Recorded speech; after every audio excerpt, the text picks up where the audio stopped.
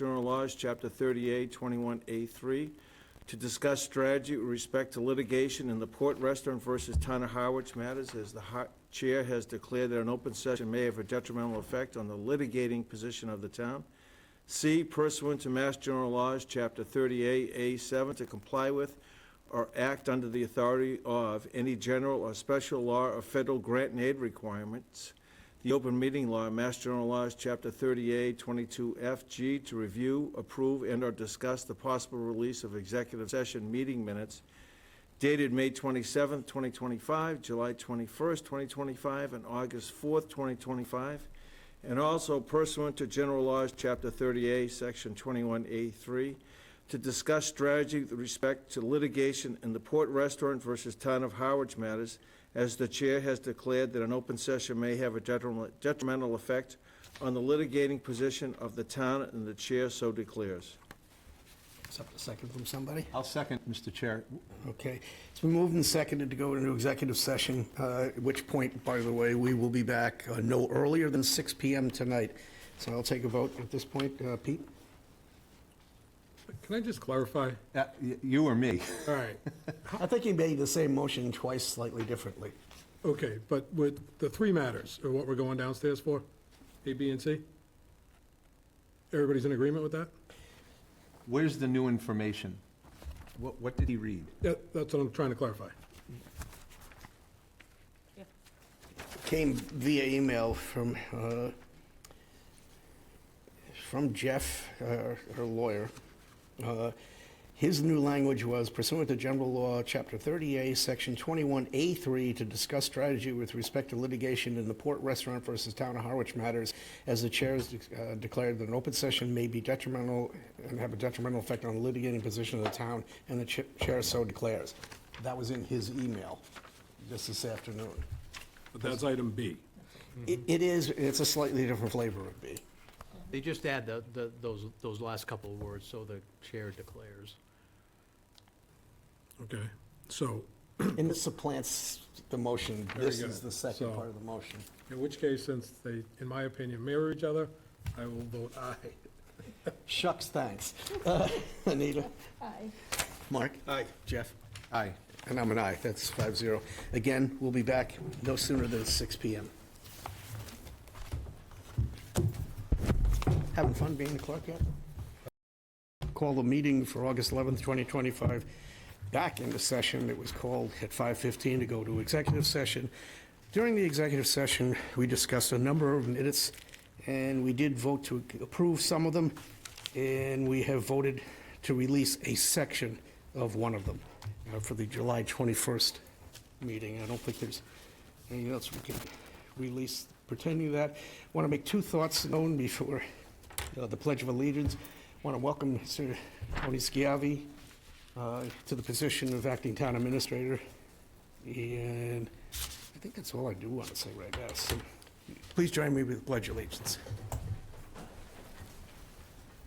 Pledge allegiance to the flag of the United States of America and to the republic for which stands one nation, under God, indivisible, with liberty and justice for all. So, under staff comments, I will make before we start anything. We are not in a position, for those people who came for just that reason, to discuss any of the requested changes for the entertainment license for the two people that requested that. Their lawyer is ill, and it is being postponed to another agenda. So, just thought I'd let you know before you sat through a whole meeting and found out we're not going to talk about it. Thanks, Don. Just happened. We would have told you sooner. Nice meeting. You're welcome to stay for another couple hours.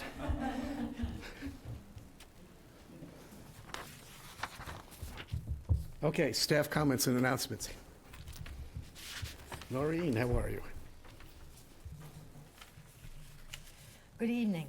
Noreen Donahue, Chair of the Water Wastewater Board. I'm here with Jason Trepania, our superintendent, and Dan Pelletier, of our consultant from Waterworks Consulting.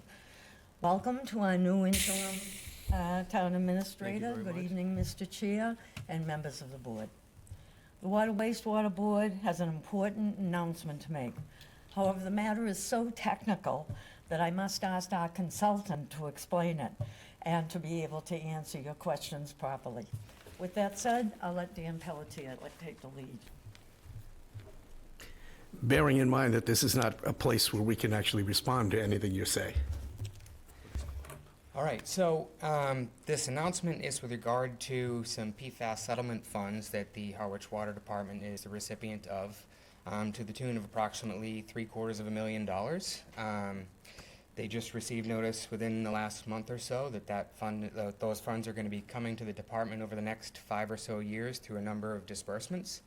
And what I wanted to talk to you all about is how we ended up with $750,000 in settlement funds without having any PFAS detection in the water. So this really goes back to 2015 with the EPA's unregulated contaminant monitoring rule. That was the first year that water systems nationwide tested for PFAS. It was in those early samples that the EPA and the state of Massachusetts said, hey, we should probably start to regulate this. And in these early days of sampling, with that analysis, they were also honing the effectiveness of the ability to sample for PFAS. It is one of the most concentrated things or diluted things we look for, is a better way to put it. We're measuring that in parts per trillion. So in those early sampling events, we were testing initially for 6 PFAS compounds. There is a total of 2,700 plus that exist out there. Massachusetts is currently regulating for what's called the PFAS 6, which are the most prevalent amongst the state. So they had identified that the maximum contaminant limit for PFAS 6 is 20 parts per trillion. The minimum detection limit at the time we were sampling back 2015, 2018, 2019 was 0.5 parts per trillion, and the minimum reporting limit at which DEP says you have a reportable amount is 2 parts per trillion. So the amount of PFAS that Harwich detected in its water back in that point in time was between the minimum detection limit of 0.5 and the minimum reporting limit of anywhere from 1.8, 1.9, or 2 parts per trillion. The minimum reporting limit changes with the QA/QC that's run with each PFAS analysis. So that minimum reporting limit can fluctuate. So ultimately, I'm here to say you guys just got $750,000. All of the PFAS sampling that's been taken in the last number of years has been reported as non-detect. So from the regulatory standpoint, there is no PFAS in Harwich's water. And this is really the result of some trace detections back almost a decade ago. Stick around for the second that you're going to be giving that we can actually talk to you. And I would just ask anybody who's interested in Harwich's water quality to look at the Consumer Confidence Report on the department's website. Thank you. Good evening, Richard Waystack, Harwich, representing the Board of Assessors tonight. Welcome, Mr. Schiavi, to your first meeting. Ms. Eldridge, Ms. Clark, and of course, members of the board. Hard C. What's that? Hard C. Schiavi. Schiavi. Thank you. Thank you for the correction, Mr. Chairman. We're going to continue the good news. The Board of Assessors last week at our regularly scheduled meeting issued our first affordable housing tax credit. It was approved at our annual town meeting in May. It was approved by the Attorney General, and we have now started taking applications for those who have a property, who are renting out space to someone who meets the guidelines under HUD for affordable housing. An owner of a property can qualify for $1,000 or $1,500 direct tax credit if they're providing that housing. Of course, there's criteria that has to be met. And the Board of Assessors, the assessing department does an excellent job of vetting. It includes tax records, it includes bank statements, and we're so pleased to see that our first resident has taken advantage of it. And as we presented at town meeting, we're hoping that up to 30 residents will take advantage of that program this year. Thank you. Any other staff announcements? Okay.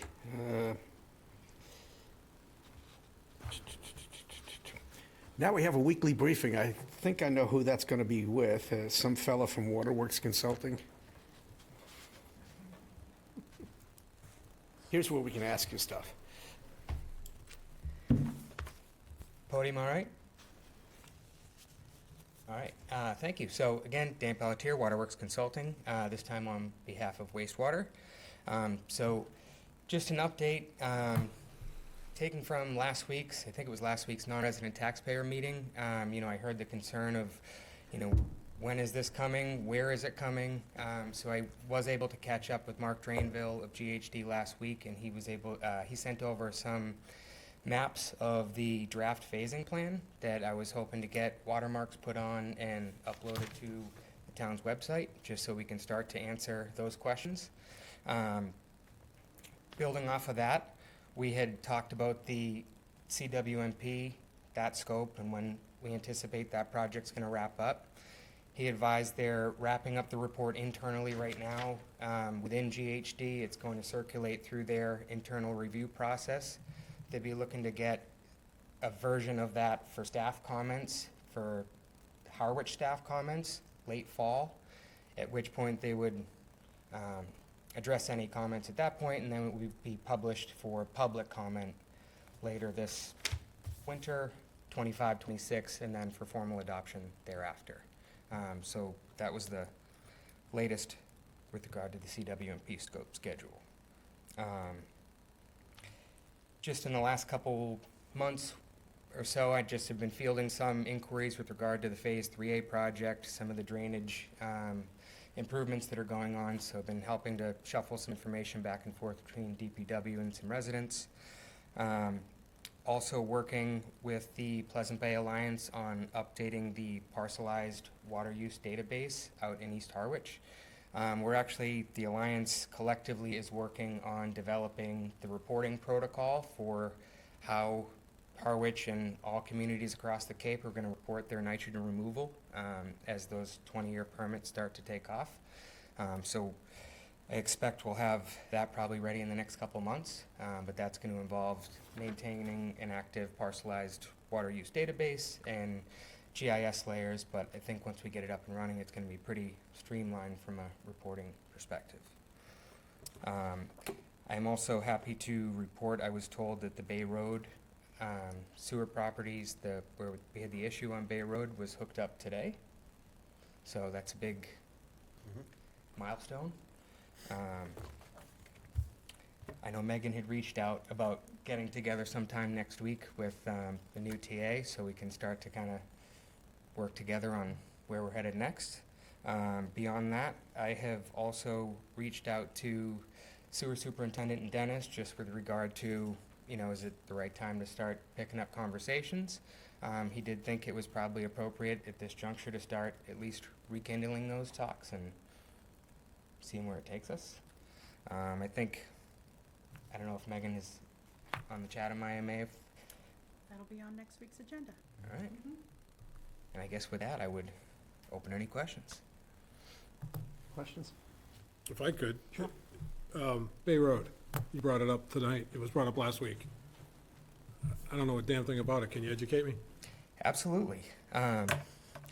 So as part of the Phase 2 sewer project, the sewer that was installed on Bay Road heading towards 39 was laid as instructed, as flat as we could to maintain gravity sewers to the greatest extent possible. Ultimately, what happened in the last leg of that sewer is it was laid a little too flat.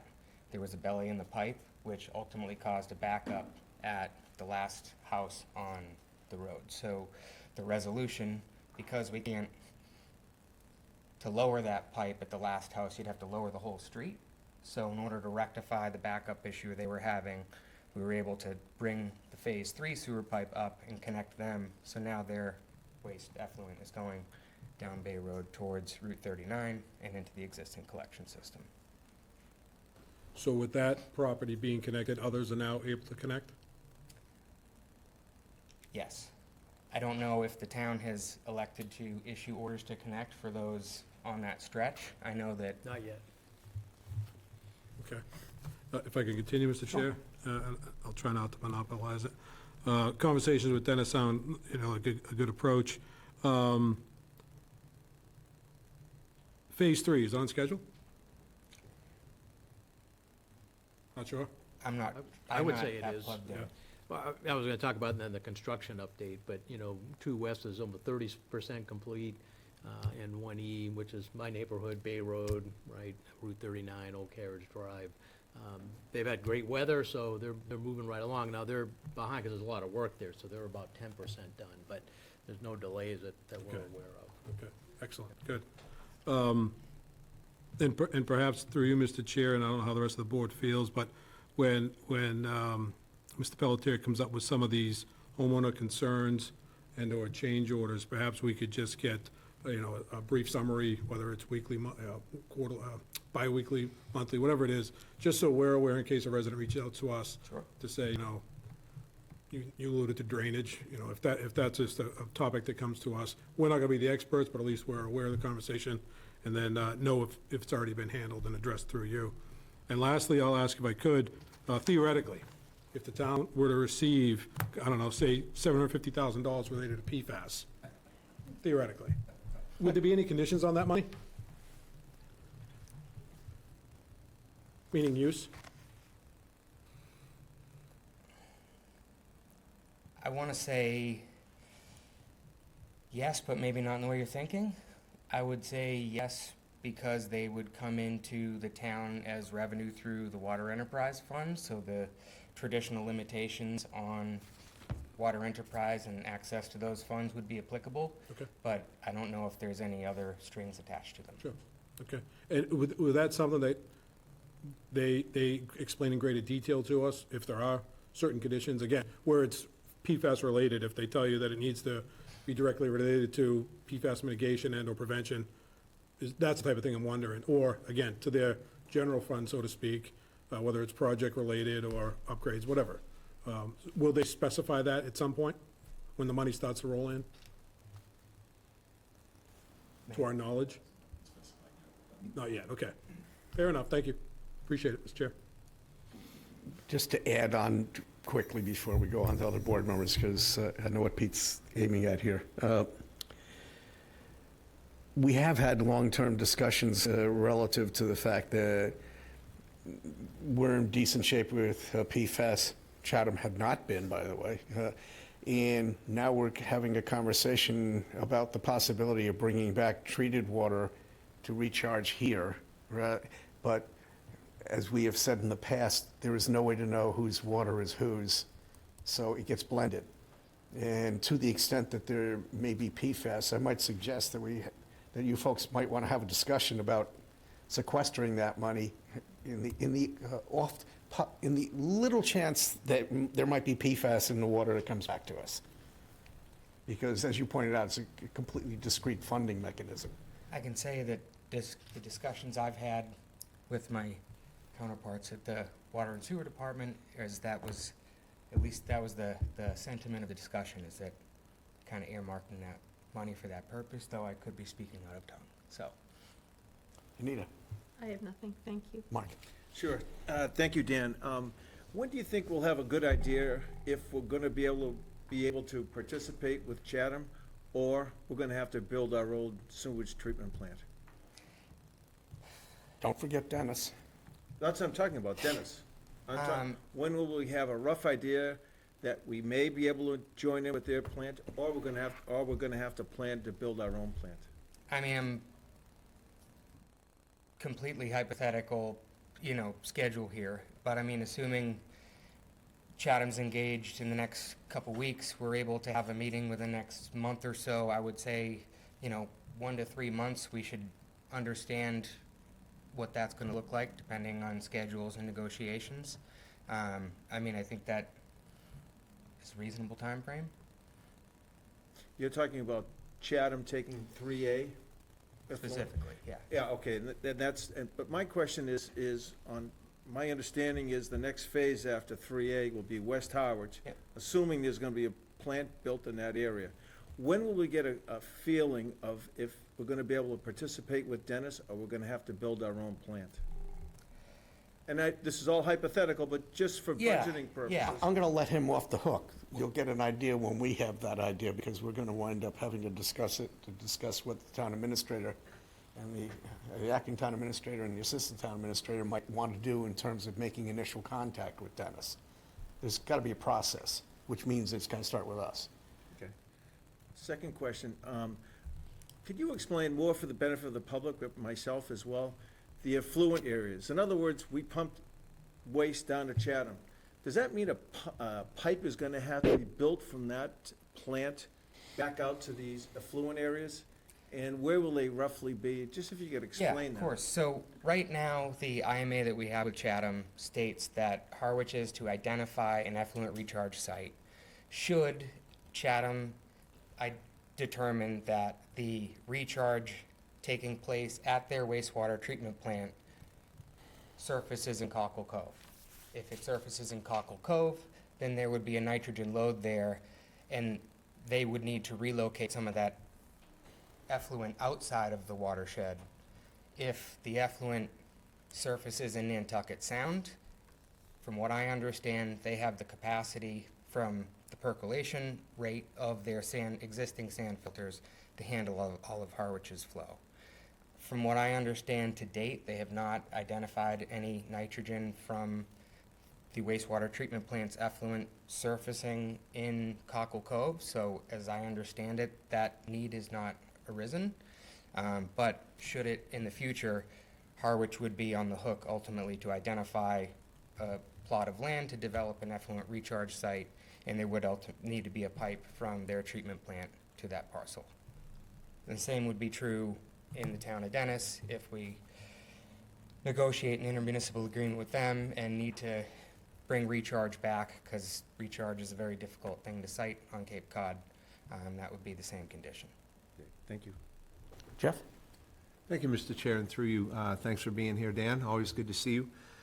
Do we have the current daily amount of flow going to Chatham at this point? Do we know that number? I do, yes. So, Want me to ask another question? I actually just evaluated last quarter's flow data, so that went until June 30th, March to June 30th.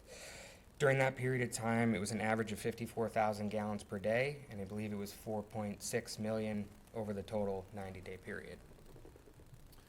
And we have 300,000 gallons Total capacity. total correct. capacity. Excellent. Thank you very much. It's been on my mind for about 9 weeks now, so thank you so much. But don't go too far, because this part of the agenda has to do with our strategic planning in general. And before we go to anybody else, we're going to play wastewater bingo. So if you have any comments to make about where you perceive we are with Phase 3A in terms of the critical junctures that we have to meet. I know we're going to meet with Chatham about the IMA, so that's already covered. Anything else you see that we I need mean, to the do right critical- away? Because I think we're on target, but Yeah, the critical things really were easements and IMA. I believe easements are under control and in process at this point, and IMA discussion is pending. I think, if I'm not mistaken, there's additional funds to be approved this evening to round out the design phase of the 3A contract. I haven't been informed at this point if having a bid ready set is in jeopardy by June. As you know, SRF funding requires that contract to be signed no later than June 30th of 2026. So, but I think we still have a decent stretch between now and then. And this is just our attempt to make sure nothing ever falls through the cracks here. Every week, we're going to see where we're at.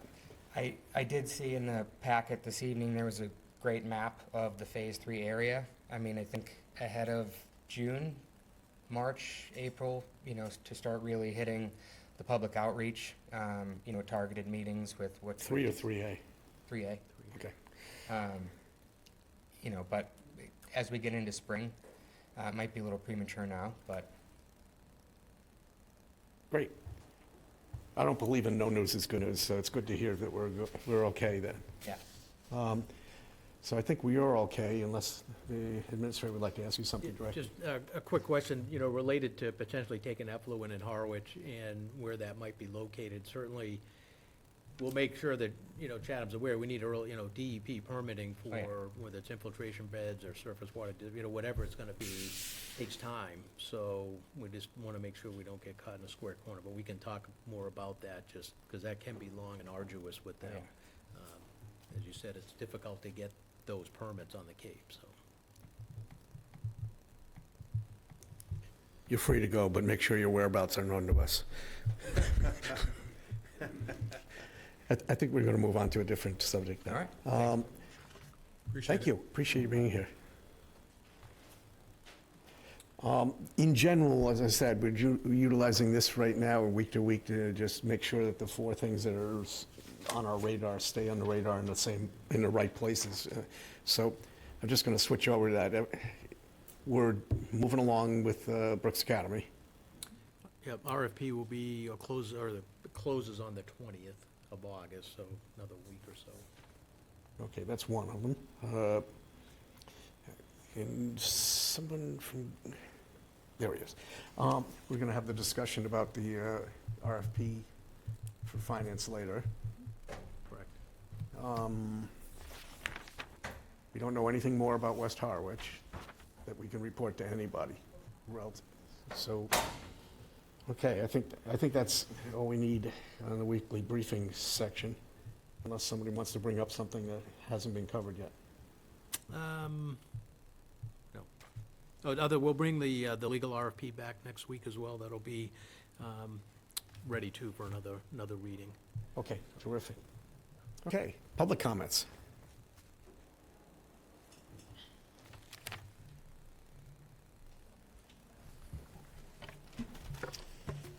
Hello, my name is Lou Urbano, and I reside in West Harwich.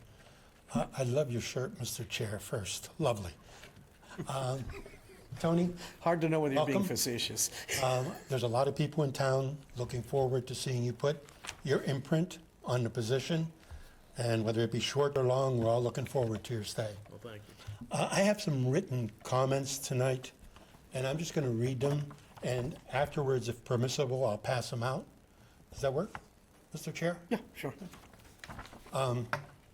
Bearing in mind that we can't do anything about it. I understand. Why do you think I'm here now? I'm here at the Select Board meeting in an effort to focus attention on the town's Affordable Housing Trust and to make sure its full potential is realized. As many of you know, this is a project that I've had interest in for quite some time. To this end, I have been engaged in discussions with some of you on the board, with members of the trust, and many in the Harwich community. It seems now with 2 new select board members and a new town assistant, no, excuse me, it's temporary town administrator. Acting town administrator. Now might be a perfect time to review. Therefore, I respectfully request the board to schedule a discussion on the scope, activities, and oversight of the Affordable Housing Trust. Let me start by saying the trust plays a vital role in addressing the housing challenge facing our community. As housing needs evolve, it may be appropriate to consider expanding certain aspects of its activities to better respond to current demand and ensure that the trust is operating with the greatest possible impact. At the same time, it's important to ensure that clear guardrails and accountability measures are in place to maintain transparency, safeguard public funds, and uphold the public trust. Specifically, I would suggest that the discussion include potential areas to expand innovative housing initiatives, review of governance structure, financial safeguards, and reporting procedures. Opportunities for increased community engagement in the Housing Trust. Areas where the trust can leverage town funds with state and federal as well as private funds. And explore ways for the trust to become self-funding. By undertaking such a review, the board can act to ensure that the trust remains both effective in its mission and accountable. Thank you for listening to this request, and I look forward to future discussions. I just would like to end by saying a study group is what I'm really after, and for the board to discuss whether that's necessary or not. Appreciate your time. Thank you.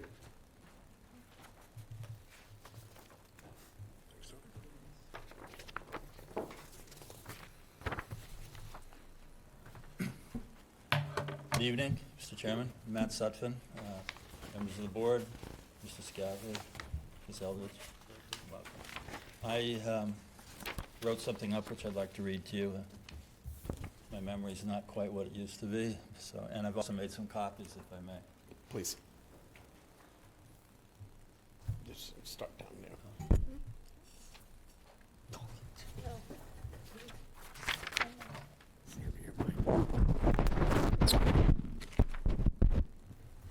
I went to the ZBA meeting last week and came away with considerable concern because I realized that my position as far as big box solutions go is probably not going to go the way I hoped it would. So my intention is to try to hold on to what I can, so if I may read this to you. Mr. Chair, very briefly, Mr. Sutton, would you mind explaining, I didn't quite understand what you meant by big box, just so Well, I understand. what you're saying. there are zoning solutions, triplexes, duplexes, ADUs, incremental mini houses, whatever. There are those solutions, and then there is to go and build a stop and shop. Gotcha. That's what I mean. Thank you very much for that. Large scale? Just wanted to be on the same page. Thank you, I appreciate you giving me the chance to explain it. So, having attended the last ZBA hearing, and as one who's against large box solutions, I've gleaned the following from the Pine Oaks ZBA process to date. That is, that there are must-dos if we are to rise above and counter the 40B state mandates. This is a watershed moment for Harwich. The town should be deciding its destiny, not the state of Massachusetts. Firstly, in my opinion, we should get all town committees engaged. This is a necessary hook for the ZBA to get behind the town's control of its destiny. It needs this input from these committees that we create, presumably for a reason. We have 11 committees that I've picked that should be commenting on the effect Pine Oaks 4 will have on Harwich. These 11 committees, and take it for what you will, but there are a lot of them. Bylaw Charter Review Committee, Capital Outlay Committee, Community Preservation Committee, Conservation Committee, Finance Committee, Harwich Affordable Housing Trust, Harwich Housing Authority, Harwich Housing Committee, Planning Board, Real Estate and Open Space Committee, and lastly, but not least, Traffic Safety Committee. And the second point I wanted to make is, I believe the selectmen should lead these committees forward to show that traffic congestion will change the face of the community, not just the face of Queen Anne Road.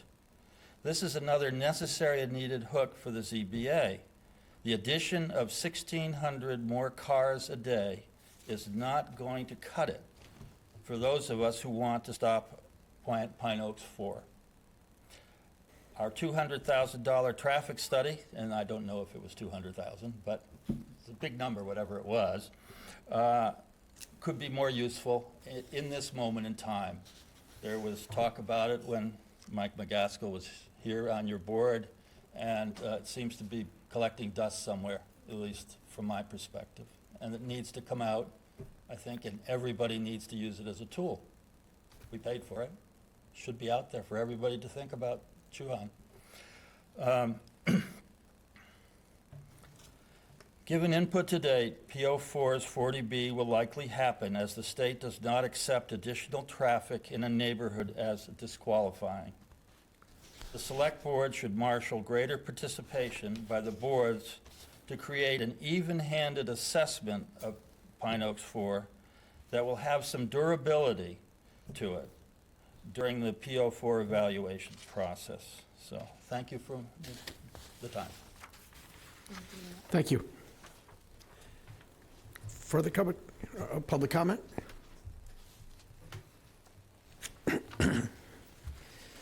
Okay, we'll move on then. Presentation, we received an application by Penrose for a project eligibility letter for 456 Queen Anne Road, otherwise known as the Marsline property, as a affordable housing development. All right, is he here? Yeah, sure. Thanks. All right. Good evening, everyone. Nice to see many of you again, some of you for the first time. Nice to be back with you. My name is Ryan Kirchhoff. I'm with Penrose regarding the 456 Queen Anne Road mixed income and affordable housing development. Here, as mentioned today, because we are in the process of submitting our project eligibility letter application to the state, to the Executive Office of Housing and Livable Communities. Why we are doing this, why we're doing this now, is, and apologies for those that I may be repeating myself on this, but just to explain the process a little bit. The mechanisms at the state level for financing affordable housing, namely the low-income housing tax credits, both federal and state, are like a train that leaves once a year. In our case, the train is a pre-application for this project that will leave in November. And it's at that point that you basically submit to the state and ask for permission to enter their once-a-year February funding round. That's your chance to apply for the year. So when the state is evaluating your proposal in both the pre-application and, if you're lucky enough, the actual application window, one of the key things they're looking at is readiness to proceed, right? There are far more projects asking for money than there are that will be funded, and so the state looks at readiness to proceed as a way of making sure their money is going to deals that are going to happen. One of the key ways that they measure readiness to proceed is the zoning process. And so that's why we're off and running now on trying to kick off the zoning process for what's been proposed. And this PEL application is kind of the first move in that process towards the 40B zoning process that we'll undergo with the ZBA hopefully this fall. So the PEL application package, which hopefully folks have seen, was distributed last week. Did that make its way around? I'm seeing some nods. Okay, good. So hopefully you noticed that pretty much everything that is in there, there are no changes from what we discussed and presented here back in, forgive me, April or May when we presented here the first time. And so really I'm just here tonight to seek feedback, any questions or comments related to the submission package that really just summarizes the scope of the proposal, the preliminary site plan, the proposed timeline. There are some site photos that we have to provide to the state to provide some context, some locus maps, things like that. The one additional piece of information versus what we presented before, but that we have to communicate in the PEL application, is which anticipated waivers we would need to seek from local zoning. Here, there actually looks like there is only one, which is site coverage percentage. The setbacks, the building heights, all of those things, actually, we are compliant with the current proposal. So it's just that, and then obviously, I understand in this zoning district, the very fact that it's multifamily housing requires a special permit. So those are really the only two things that we had to call out in the package. I think with that, I will pause. I have our presentation that we shared last time. If folks want to refer to anything, I just figured we have it in case people want to look at the site plan or anything. But with that, I would love to open it up for any questions or comments. Yeah, before we go anywhere, because I'm a big believer in making sure the public is taking the bus with us whenever we have a discussion. Just briefly, we have a couple new members too. Briefly explain what a project eligibility letter is, what it does, and what happens if you don't do it, so that everybody has a clear understanding of what this process is. Understood. I'll do my best. So the project eligibility letter is what the state gives, basically confirming, yes, this project is eligible for the 40B process. You have to apply to initiate that conversation. Developers worth their salt have already alerted the state that this project is coming, and here's what we're thinking about, and that kind of thing. But so this will, with your feedback and review, your comments, we're happy to incorporate. The application package will go in. The state then, their response will come not to us, the developer. It will actually come to the town itself, I believe, possibly to the town administrator and the ZBA. And it is the town's prerogative then to respond to that letter formally, assuming no issues, because this is why we coordinate ahead of time. Then we would be cleared to enter, basically submit to the ZBA for the 40B comprehensive permit. That is the piece that would allow us to continue with our tax credit application and ultimately later to apply for building permits and all of those things. I don't want to blow by the elemental discussion. What happens if it doesn't occur, and what does it signify when you accept something for a project eligibility application? When the state accepts a project eligibility letter? In terms of what our response is, because vaguely some people remember there was a project eligibility letter years ago that was on Chloe's path. I don't think anybody fully understood what the process is in the public. You would be asking this, why and what happens if it doesn't? I know all that other good stuff. It's just that why would we need that as opposed to doing nothing, and what would happen if nothing did occur? So I can't speak from firsthand knowledge because I've never gone down that path, thankfully. However, without having a PEL, you cannot proceed through the zoning process, which obviously will hold up the timeline of the project and conceivably could open legal challenges with the state, not with us, but with the state for standing in the way of a 40B process. Thank you. That's what I was looking for. All right. With that, does anybody have any questions? Start with Pete. When the notification comes in, how long does the town have to respond? I believe it's 30 days.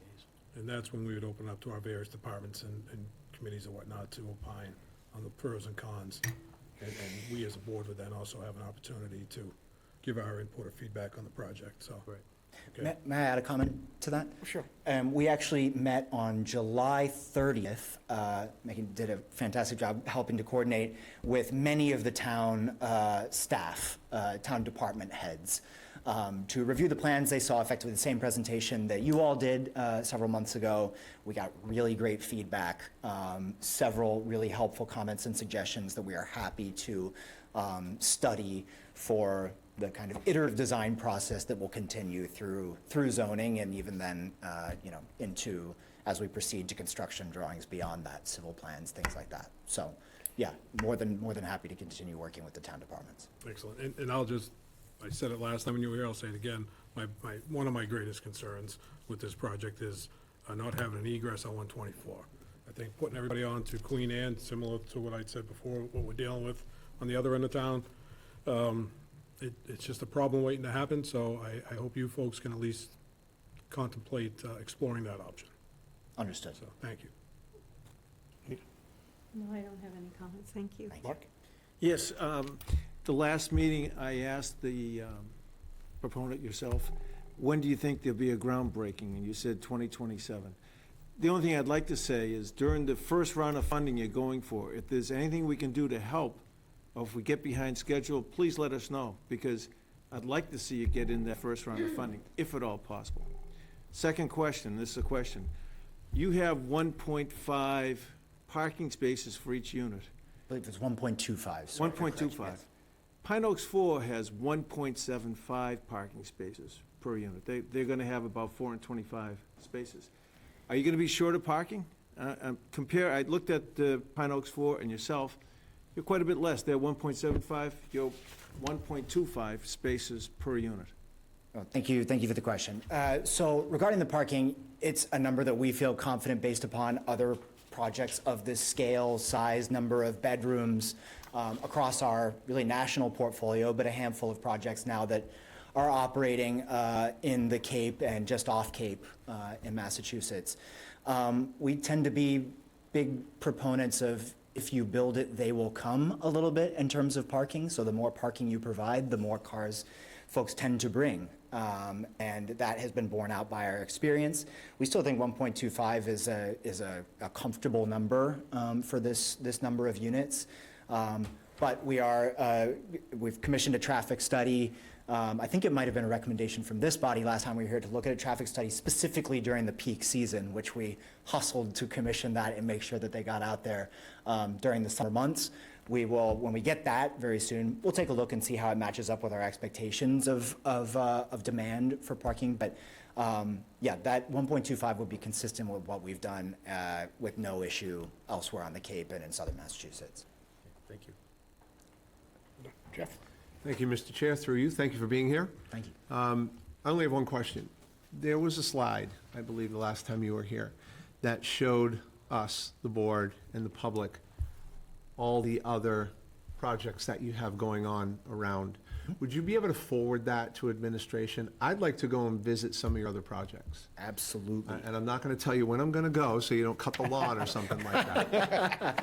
I want to go and I want to visit your other projects. I want to see what other projects look like and how they, how they work and how they run, and just kind of maybe go stay in it for a couple of weeks. Well then, okay. If you don't mind. So that's my only question. If you could forward that to admin, or if maybe admin can dig it out of that first one, because I looked for it today, and Yeah. It's in there, I believe. Happy to do it. And since we were last with this body, we had a ribbon cutting at our new project at Wareham, which really? is a somewhat, some of the buildings are different in scale than what's proposed here, but it is call it a central green ringed by a series of smaller structures, and we're really proud of how it's turned out. So not to push you in any one direction, but the Wareham project, it's called Swift's Landing, just opened about 3 weeks ago. Thank you. You have to pass a quarry to go to it, though. No chance. Forget about sending that to the board. I don't need it. Now, boys. Yeah, I'm just going to ratchet this to a higher altitude, because what Matt said earlier resonates, and I'm looking at the Commissioner for Water, Wastewater behind you. I know this is going to be reflected in our comprehensive plan, but in all deference to what Matt said, it's not just the road networks in front of the buildings we're talking about. We have some really bad road infrastructure problems townwide, and they get exacerbated in the summertime. Likewise, I might add that the list that we got should probably include the water, wastewater people, because there is indeed a discussion to be had about what our capacity is in any given area for them to deliver and/or take away wastewater. So I would strongly suggest that you get in touch with them too, so that they are aware. They've got water mains, but they need to know that those water mains are capable of doing what it is that you need on your end. Understood. Yeah, at our meeting with the town department heads a couple weeks ago, our civil engineers were the most popular people in the room, let's say that, yeah. Sure, but water, wastewater, by charter, actually isn't run by us. Understood. It's run by an independent elected board that controls them. We build the sewers, and that's pretty much our entire involvement. Once they're done, they get handed over and they run the entire water system. So the infrastructures, folks that really have the data that you need to know about isn't us. Understood. It's them. Okay. Further comments?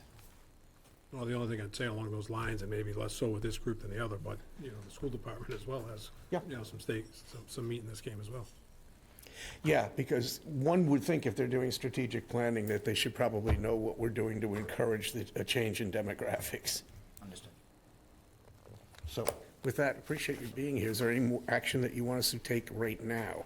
No, there's nothing formal needed for this submission. Just appreciate your comments. As you mentioned, as we move through this process, we would always welcome a letter of support or any statement of support. That definitely carries water with the state as you head in for the application.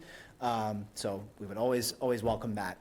But no, nothing formal is needed at this time. Speaking of water, since we got her out of her house tonight and she's sitting in the room, does Noreen want to say anything?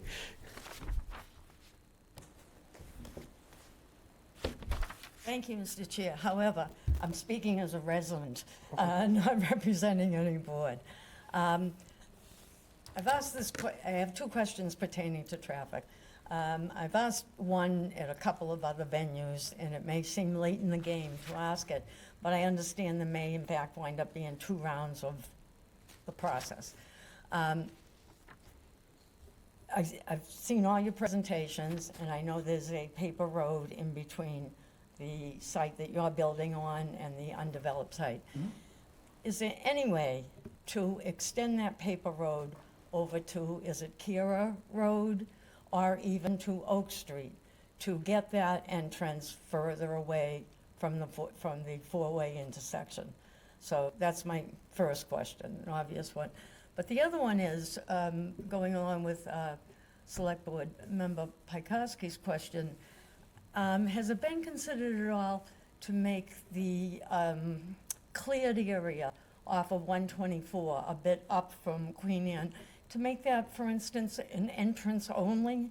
I live in the area, and it seems like it would be a smooth entrance only into there, and that would at least take away a piece of the traffic for the residents who live there, not to have to turn into Queen Anne and then turn into the thing, which is going to back up the traffic across Queen Anne and every place else. You would at least be eliminating that group of people who were only entering. I understand an egress from there is much more problematic, but I certainly would hope that something that simple could be entertained. Thank you. Thanks. Just to remind you, because Pete wasn't the only one who said it, something like that, it was me too. If you get closer to Route 6, going north on 124, I'm not sure that you even have to worry about access egress at that point, because it's far enough away from the intersection where you probably do want people coming out that just get on the ramps and get out of there. But where you're at right now, depending on the day that you're looking at it, Queen Anne Road could go well beyond Oak Street Extension. Understood. And if that's the deal, I'm not sure how anybody's going to get out of their apartment and go anywhere. Yeah. May I respond? Yeah, please. So, yeah, all very valid questions, comments that we are definitely in the process of studying. Yes. As regards the paper road, I agree with a lot of what you said. That unfortunately is beyond the scope of my immediate assignment, because it is still Affordable Housing Trust land that is not within the scope of this project. We would be very interested in further conversations regarding that. Before I go to Richard, going to layer on another problem to you. It isn't really an Affordable Housing Trust. It went in front of town meeting. It's contained in a parcel that bisects the two properties, and the town meeting authorized the Select Board to do an eminent domain taking. Understood. And at the conclusion of which, we would turn the road over to the trust, but we haven't done the eminent domain even, so that there's nothing to convey to them at the moment. Understood. Thank you. Good evening again, Mr. Chairman, Richard Waystack. This should be a larger discussion. Yeah. And with everything that's happening in town, and there's a lot of projects. The for sale sign went up on the other Marceline property. Unpriced. It's gonna be probably the most expensive parcel sold in this community. Whatever happens there, and it will be substantial. And to be very frank, I don't think the town has the capability of buying that for anything, for the understanding of the value of that property. At some point, there should be a discussion with the state, because this is going to impact the entrances and the exits coming from Route 124 onto Route 6 coming off of Route 6. That property is actively being marketed. That will impact everything that's happening. And I don't mean to be a downer, but I think planning is the most important thing that we can do.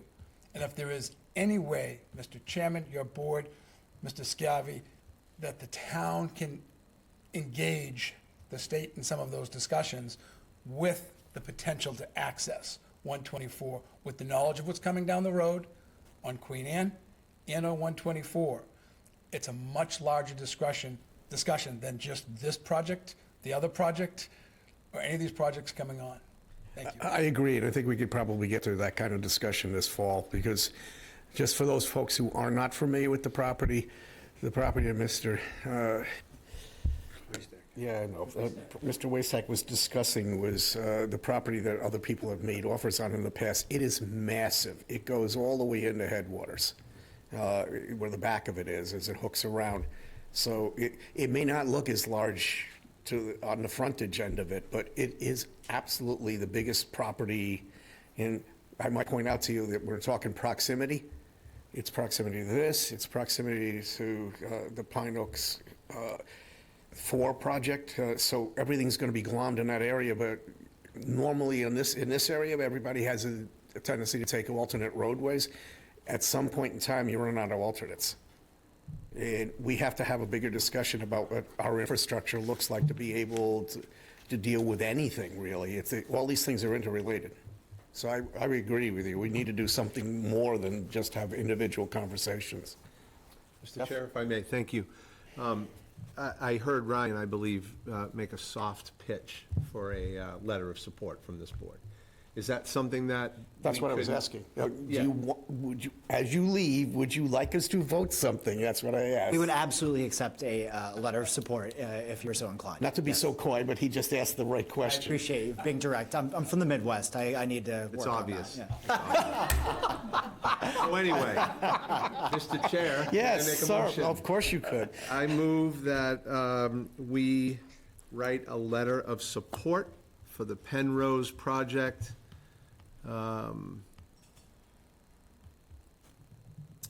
In respect to the project eligibility letter. Second. So moved and seconded to write a general support letter. General letter of support For the Penrose project. Any further discussion? I would recommend that this is the kind of letter that everybody signs, because it's more impactful if it comes with the entire board than it is if it's just one person. So Yes. that was part of your motion for the That board was to sign. absolutely part of the motion, this board. Okay. Pete? I'm inclined to hold off at this time. I'd like to hear what the various departments and committees that have in town have to say before I move forward. I know they're doing the right thing. They're getting before these committees and groups, but I haven't heard from any of them as far as potential impact and ramifications. So personally, I don't foresee an issue, but I'm not willing to go down that road yet. Is there an impact that you just can't surmount if we wait for a week or two? No, sir. Okay? Leda, what? I think I would agree with Pete. I think I'd like to wait and hear from the other departments as well. I would rather see a 5-0 vote than a 3-2 vote. Just saying. Happy to, who seconded the motion? I did. You want to remove your I'll second? remove my second. And I'll remove the motion. Promise it'll be on a future agenda a week or two from now so that those discussions can get back to us that Pete's asking about. And if I may, do you believe that a couple of weeks is a fair amount of time to bring all of our department heads into, right? If I understood it right, the project eligibility letter goes to the state approves it, we get 30 days. How long is that going to take? For the state to issue their letter to the town, kind of anybody's guess. I would say typically just a couple of weeks. So it's not imperative for your project, this project for you, to have that letter of support with the project eligibility letter to the state? That's correct. Okay, fair. And I might also point out that such a letter does not cede their responsibility or authority to actually do a review in the future. Whatever regulatory board has that right, they're not waiving that right by reporting to us that so far they're fine. Fair. All right, so we'll take it off then, and we'll put it back on within a couple of weeks, but we'll notify all the boards that we'd like to get some input from them so that we could all have that in our packet. Yeah, so through the chair, so just to make sure from a process perspective, I know exactly how we're gonna, do you want us to collect that input, or are you looking to have the various department heads come to the meeting to discuss it with you? I just would wanna make sure. prefer, since you get to have staff meetings, I would prefer that to be driven by administration, so that Okay, there's some we'll collect coordination. those. Is that Yeah, I don't want them coming before us, but I'm also okay with the process playing out. And when the notification comes in and we get our 30 days, then the departments have their 30 days to do their due diligence. I don't know that we have to send a letter in support prior to that, but again, that's up to the majority of the board. Well, and to build on that, that was my question, is if Ryan doesn't feel that the letter of support needs to accompany his application of the project eligibility letter going to the state, then sure, I have no problem waiting. And a 5-0 vote would be, At least potentially we have that if we wait, because I think so. I'm sensing that it won't be 5-0 tonight. fair. So Thank you. we'll bring it back. I appreciate you being here. You don't have to come back at this point, because what we're really looking for is some internal guidance from boards. And again, they're not waiving their right to, when they dig deeper, to say, this bothers this or that doesn't. Totally understood. Sure. Okay, I appreciate you being here. Thank you all Thanks so very much for having me. Thank you. Appreciate it. Okay. As I said, we are not doing any of the amended licenses, so we can flip the page over. That'll be brought back at a future time. Mr. White? Nice to see everybody again. Hi there, how are you? Good. Long time no see. Yeah, I'm a frequent flyer. If you could just identify yourself again for the Sure, my name public. is Rick White. I'm the principal partner in the consulting firm Drew White Consulting LLC that's doing the executive search for your new town administrator. I'd like to say congratulations to Tony and just warn him this is what you look like after 40 years in this business. Acting town administrator. Par- Acting town administrator. Acting, yeah. Interim. So, I'm trying to get the process jump-started. This is your first of many bites at this apple. What I'm looking for is just some basic outline of your expectations for the new town administrator. As I mentioned, this is just, your first bite, and you'll have others. The process is such that I get directly to the staff, then to the community leaders. I write up a synthesis of both, and I come back to you as individuals, write what you tell me back, and then together, you get the final say on what the expectations are, what the challenges would be, and how we format the search. So it's a process designed for executive control and for the hiring authority to make sure that they have the full and final say of what's going on. So you have a charter that, basically identifies the duties and responsibilities of the town administrator, but the board also has expectations that go beyond that, and expectations that go beyond that, that when I'm interviewing the staff and community leaders, that I should be able to articulate, and that's what I'm here for, to glean from you tonight. I know that you still have to come up with an expected salary. I have two handouts for you. A Cape Cod manager's salary survey. I don't know if you've got a copy of that. It's FY '25. There's still lots of issues that have been resolved for '26. And also gave, just for kicks, a salary survey for the greater Boston area. So if you're recruiting outside of the Cape Cod, you at least knew what the competition was like. I'm not asking you to do anything with it, I just want to give it to you as you frame out where we go from here tonight. So I'll drop this off with Megan, and she can distribute it tonight. So from here, I'm all ears. Anything you want to tell me, I'm happy to hear. Jeff? I'm going to listen a little bit first, if you don't mind, Mr. Mark? Chair. Sure, I just made a few notes. Thank you for being here. Sure. What I'd be looking for is good communication skills in a town administrator, gets back phone calls, returns emails. Of course, input from the employees. I think one of my major concerns on the board here is long-term financial planning. In conjunction with the finance director, we have so much coming on board with sewering, perhaps some infrastructure work based on what we've heard tonight about some large parcels. And I hope I'm not asking this out of turn. Is there a possibility that a team, when I say a team, a town administrator and finance director would come from another place together? In other words, they've worked well in a certain town together, that type of coupling of things would work. You don't have to answer that right now. Let me just finish what else I was looking for. I was on the finance committee. There's a mass association of, there was a certification that town administrators had. I didn't have enough time to look it up, and I was on the finance committee, and you probably know of this. They'd get a certification for their budget books and things like that. I would look to have a town administrator who would be willing to tackle that.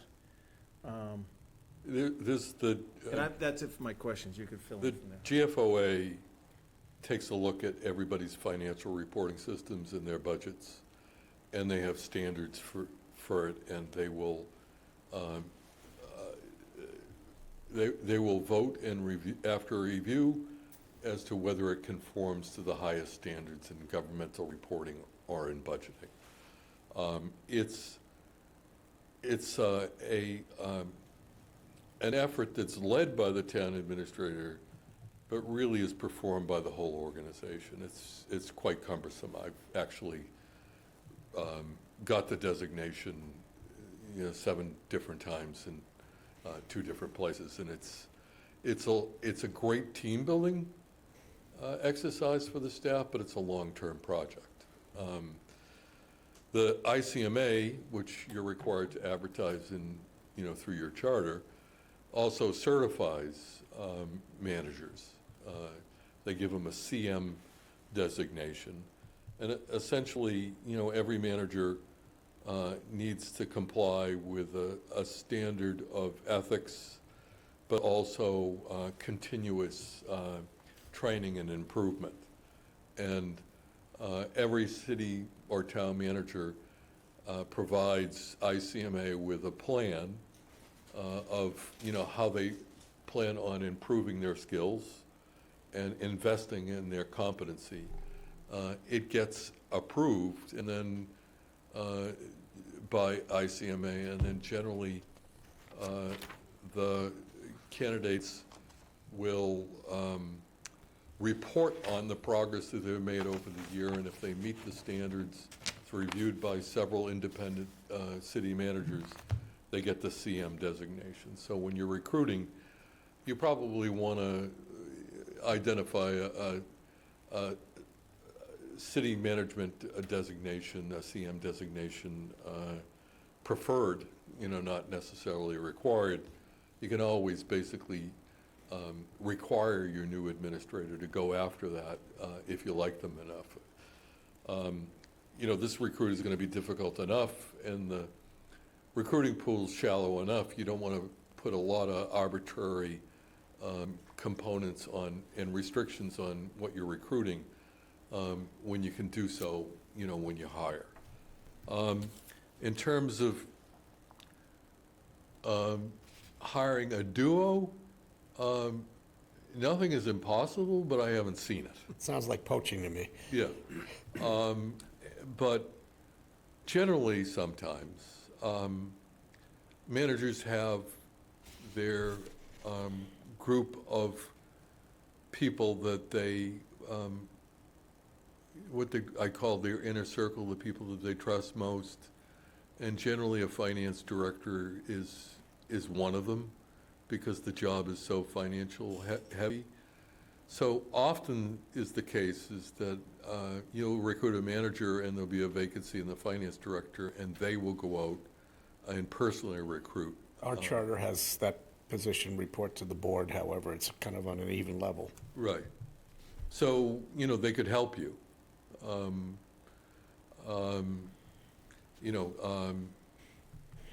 The staff comes to work for the board, but the manager can be either an attraction or a detriment to it. So, working in concert with the recruitment after the fact may be your best bet. I'm all set, thanks. Nita? I don't really have anything, but thank you very much. I mean, I like to do a lot of listening. Sure. I'm the opposite of that. I know. I have to talk. I got a nice mirror in my office. Looking forward to it all I bet day. you have. You're like, I hope that guy's out tonight. I don't blame you, Ray. I'd be in the same boat. I put a big mirror in my office so I can just keep talking to myself. That's not true. Anyway, so I'm going to say it to you, but it's really for my colleagues, that this is a conversation we need to have, right? As you said, you came here, you're looking for some answers. We haven't come up with the answers yet. So, not shame on us, I guess, but. Well, this is the start. All right, thank you. Right. So you're giving us some leeway. I appreciate that. So with that in mind, you mentioned salary, right? What other things would you be looking for from us to help clarify? I know Mark listed a few items that he would like to see in an applicant.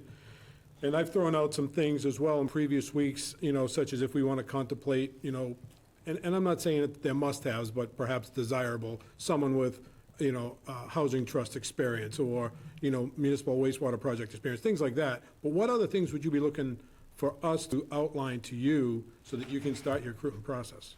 Well,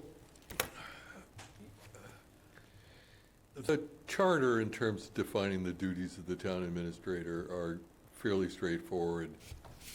The expectations are clear. But a layer on top of that is the relationship that the manager or the administrator has with the board.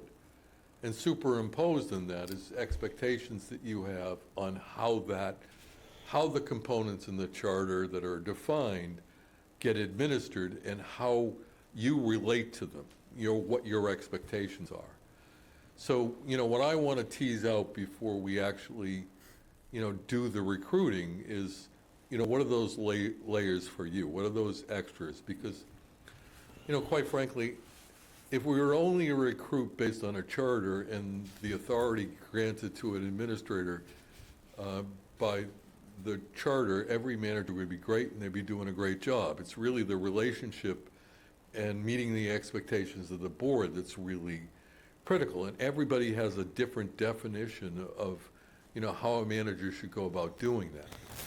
And at least in the beginning, because it changes when the board reorganizes in their election, and the manager should thoughtfully go through and, make an adjustment in terms of, how they operate based on the new board's personality.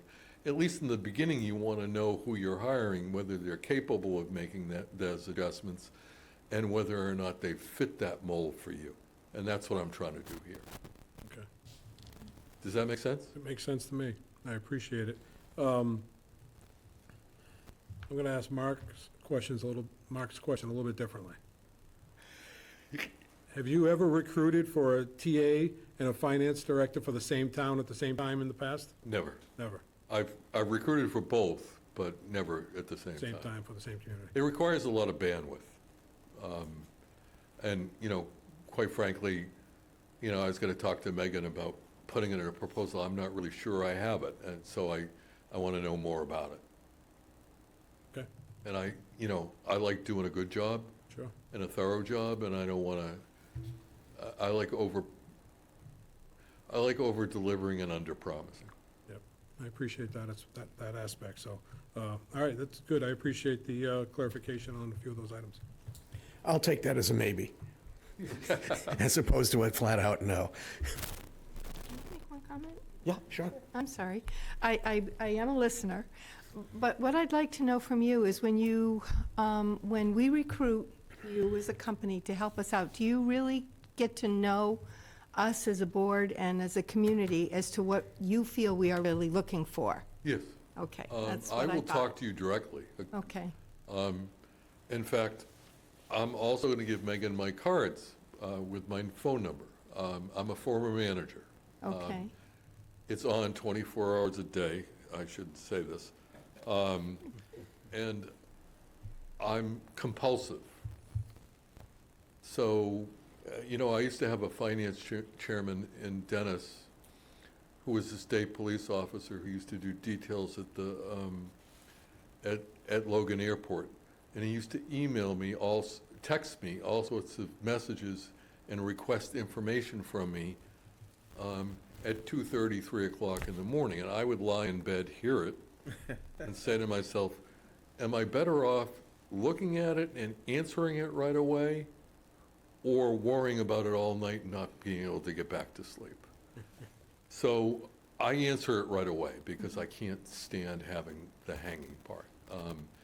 But, there's any number of opportunities for us to get to know each other.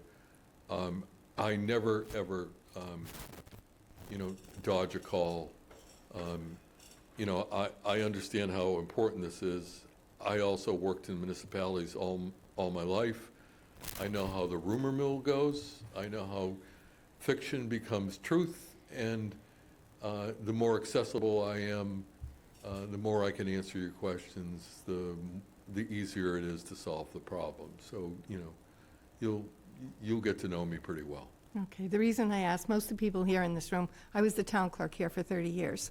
Yeah. In this town, in this community, and communication is very important, and that's why I was hoping that we would be able to have communication, you would get to know us as a town and know what would really fit with us here, so thank you very much.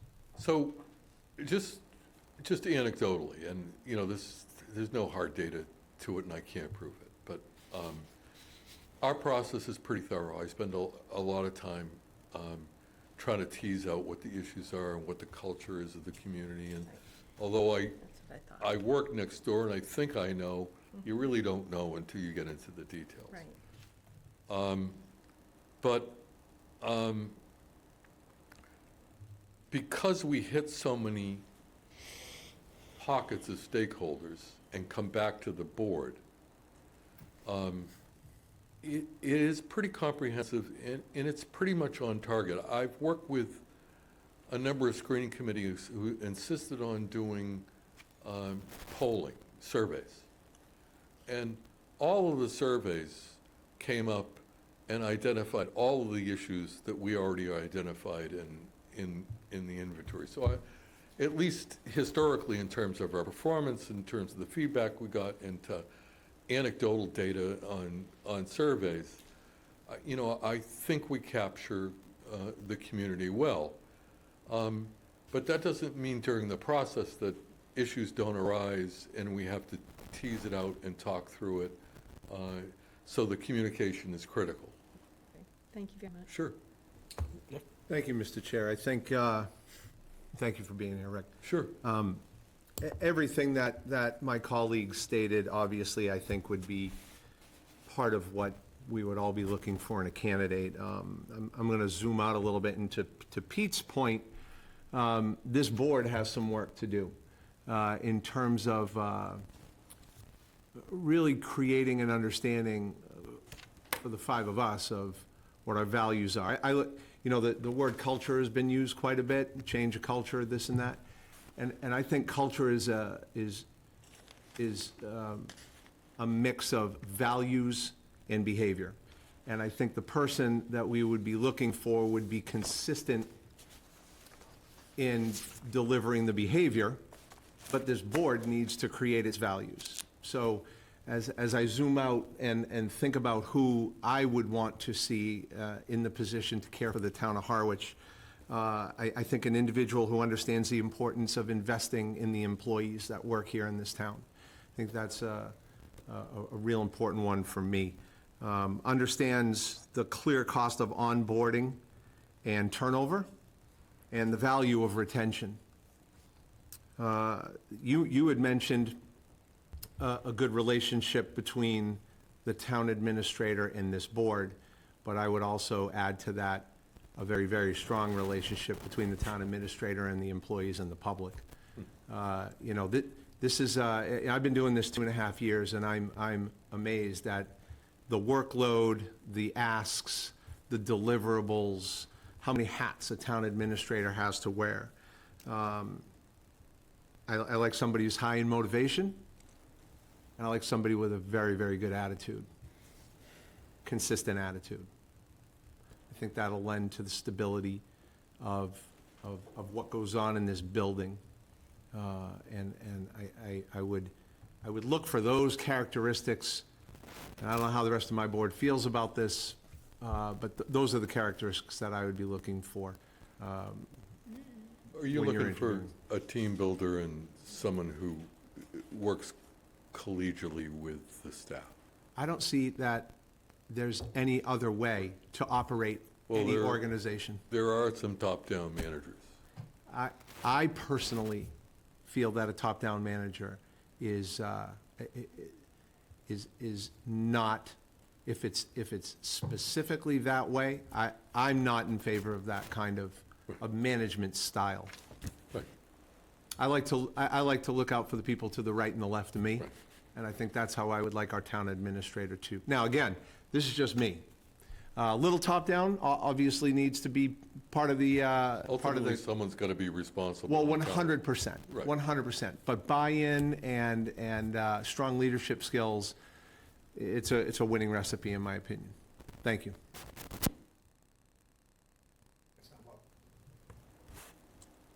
They killed your mic. Oh, it's all right, I'll repeat that whole thing. I think it is that. Mine's on. I think yours is off. Yeah, all of them are off. I think pizza's the only one that's on. Time limit. Well, let me Oh, here it entertain. is. All right. Still not on. Now it is. Yeah. Okay. You're not alone.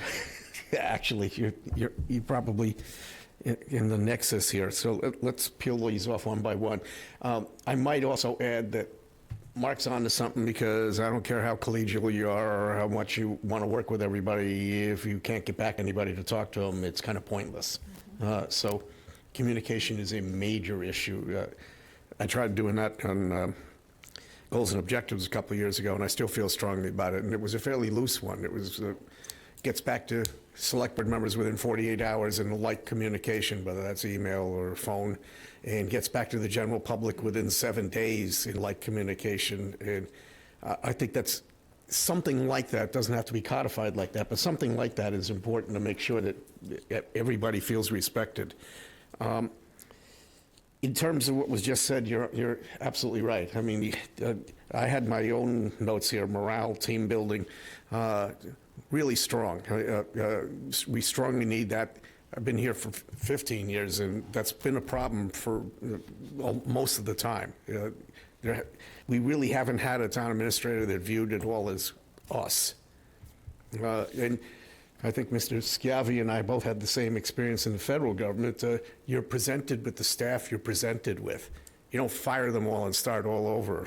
So we need a manager who knows how to be able to get the best out of our employees, which means they have to feel like they're part of a team, and for morale's purposes. And to that point, I would strongly support, and I'm hoping that the rest of the board would, employee participation in your comings and goings, to determine, what skill sets people are looking Well, for. I'm planning on interviewing them. And, we can design a part of the process for them to meet the finalists. They have been largely shut out in certain points in time, so I think it's really important for the employees to feel like, you know what, we're all in this together. We're running a town together. It's not just one person. So I would strongly advocate we do that. And while you're here, I would put my own pitch in for what Mr. Piekarski asked for. Heck, you're already here, you're driving here. Really think strongly about whether you want to respond to the Finance Committee.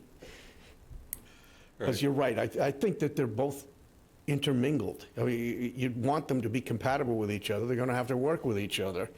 Both of them report directly to the board, so if you have that skill set available to you to be able to recruit for that, it would probably be a good thing to contemporaneously try to secure the services of both sets of people at the same time. So I definitely agree with Pete. I'll talk to Megan soon. Okay. In terms of communication, I don't understand the issues you've had. I know about them. And, it's a shame. And we're not pointing a finger at any one person. Most boards I work with reward effort. They don't expect perfection.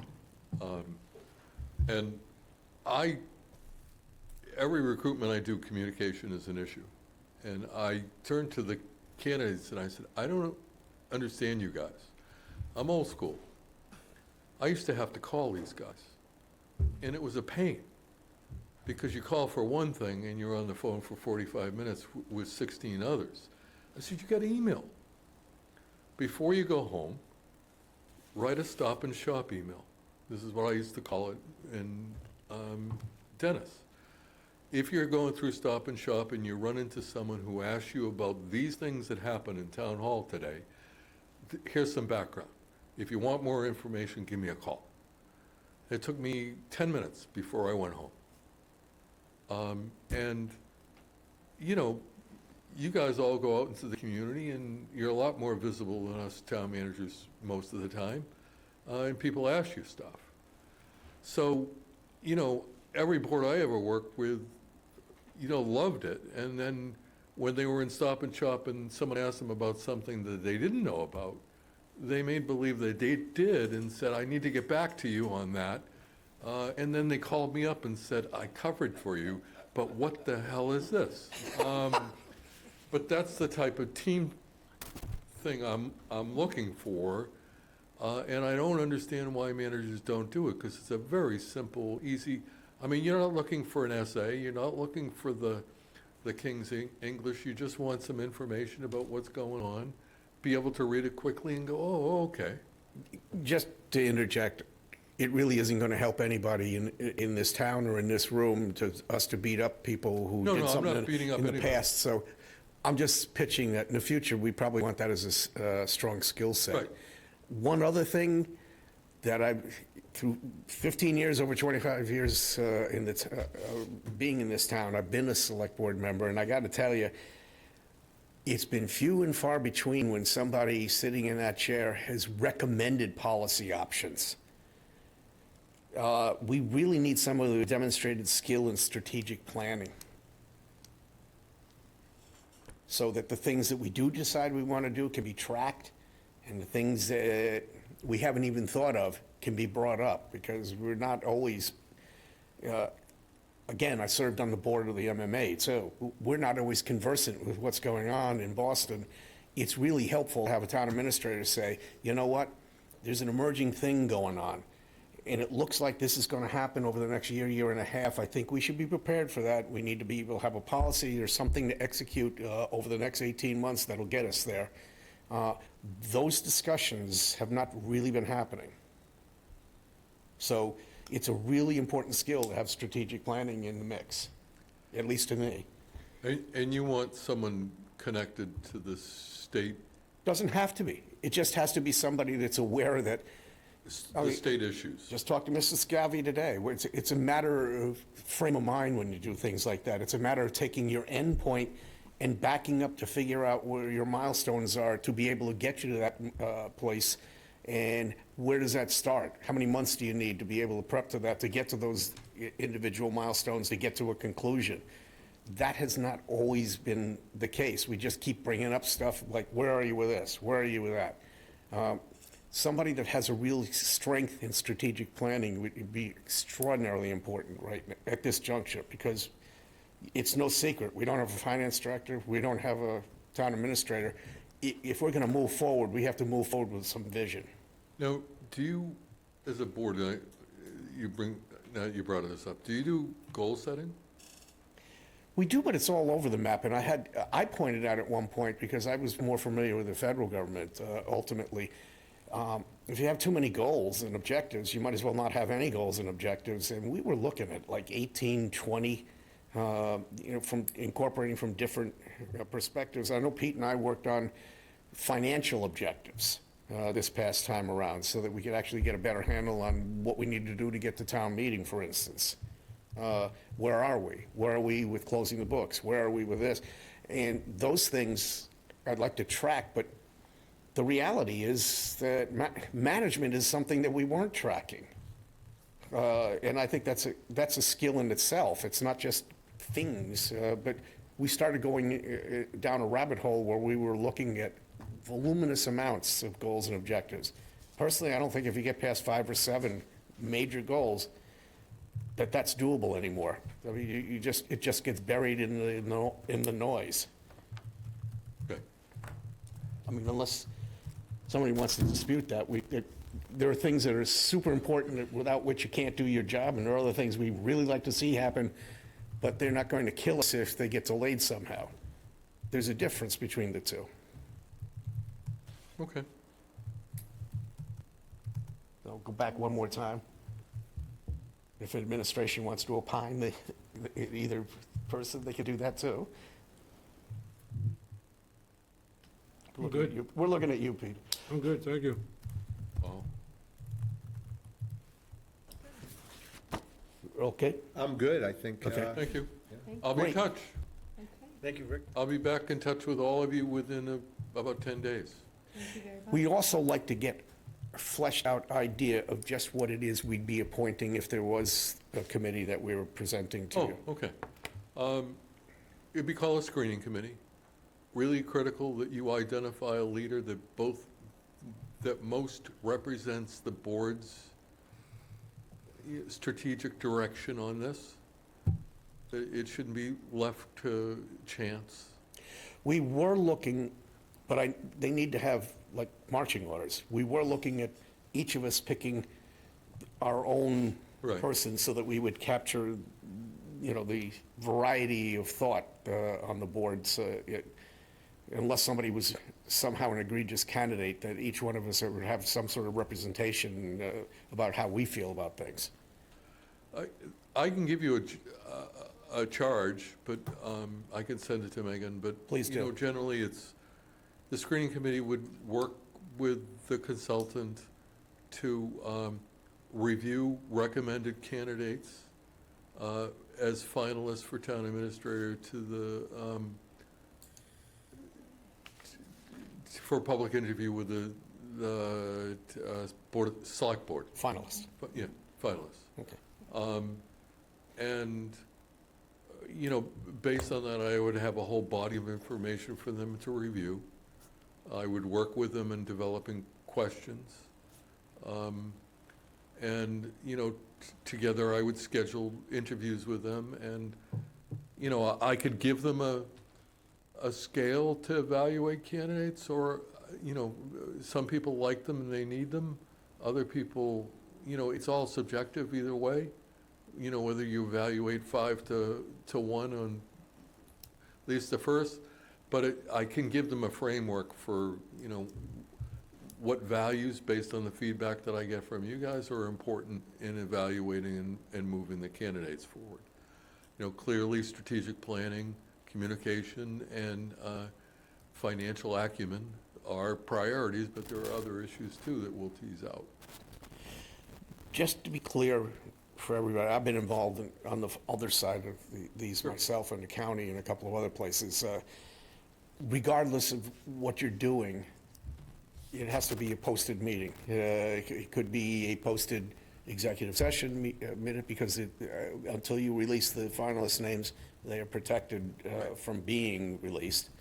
But anybody who does this has to have an expectation that they're subject to the open meeting law. Right.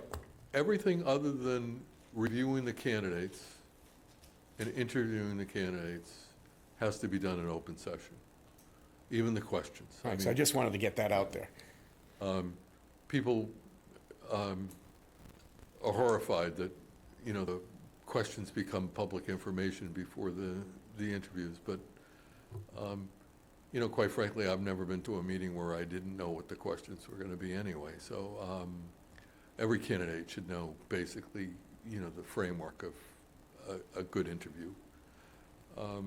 In conclusion, you have anything you want to ask of us? I asked you if you had strategic planning. I really need those three names. I want to get to you within 10 days, the feedback that I get from the staff and from the community leaders. And I want to spend a good hour, at least with all of you, you know, having a discussion with you and then writing up your issue and then coming back with you with a brochure, for a brochure. So, you know, a lot depends on you and your ability to turn things around. I know what I can do. You know, starting Monday, I'll meet with all the staff in one day and bang that out. And if I have the names with the community leaders, I can call them whenever I have a moment. And usually people are really good about calling me back, especially if you guys let them know that I'm going to be calling them. Mr. Chair, if I could add one when it's Sure. done. I didn't want to interrupt you, Rick. Sure. Just thinking back to my earlier days of owning a business, which was terrifying of itself, but I always would say for an employee to take responsibility, they have to be given responsibility first.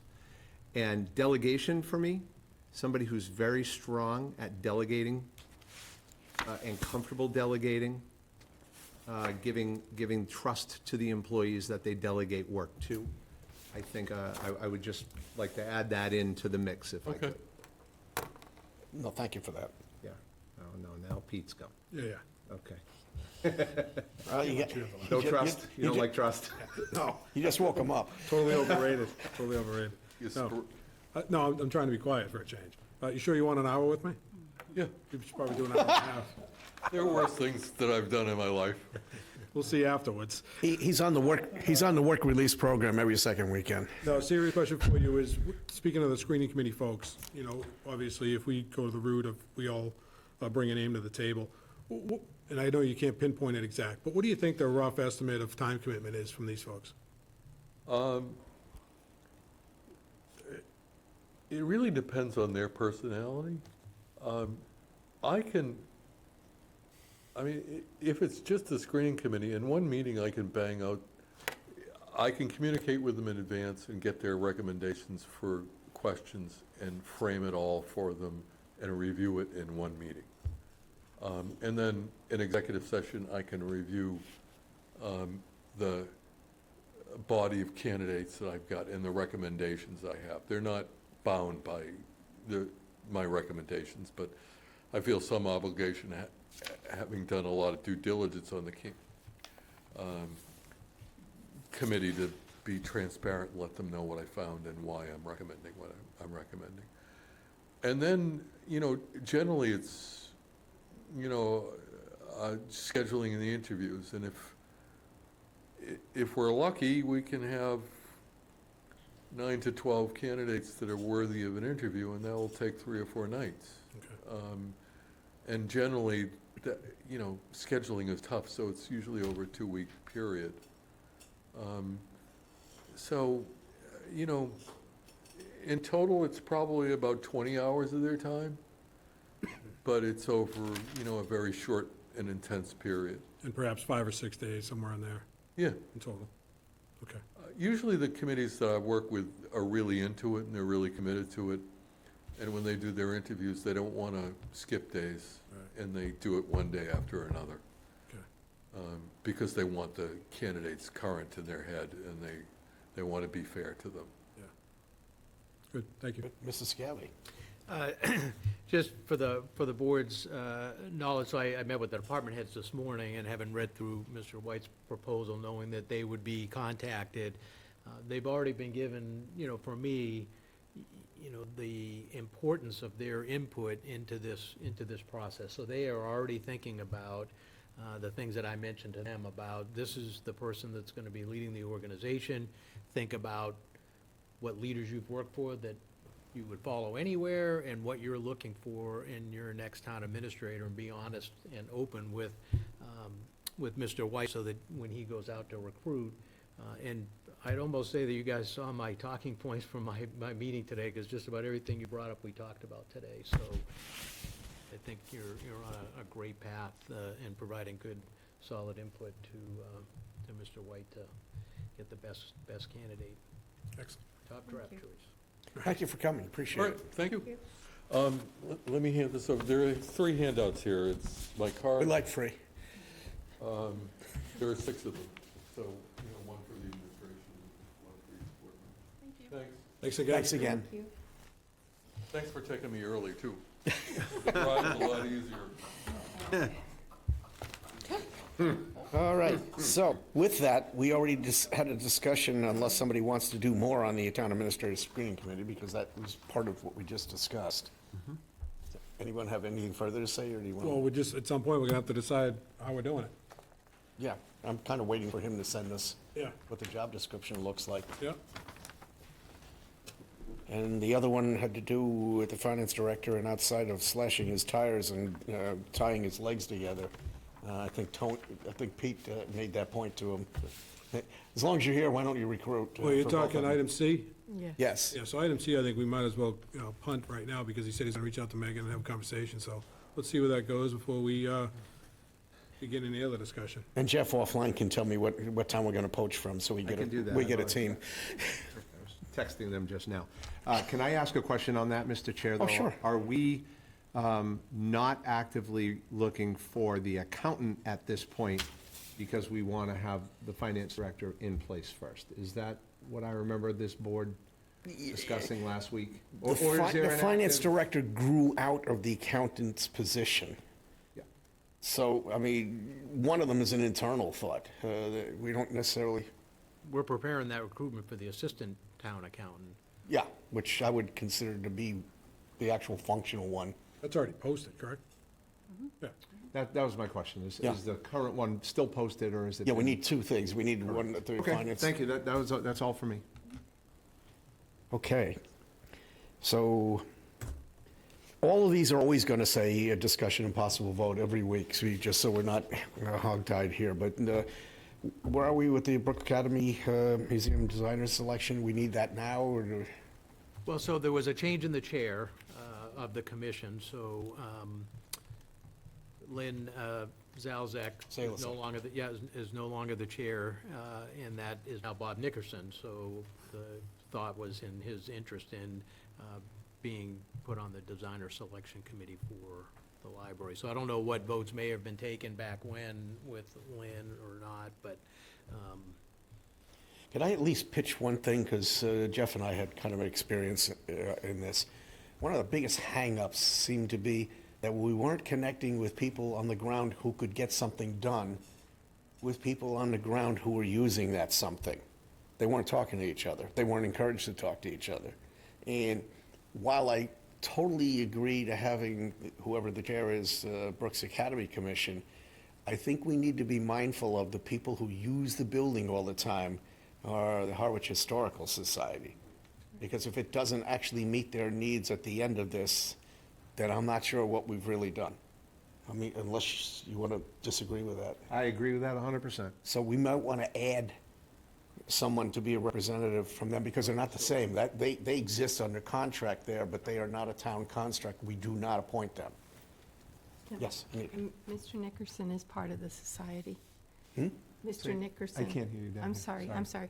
Mr. Nickerson is part of the Historical Society, and he's part of the board. Someone may want to query him about if he feels comfortable representing both positions.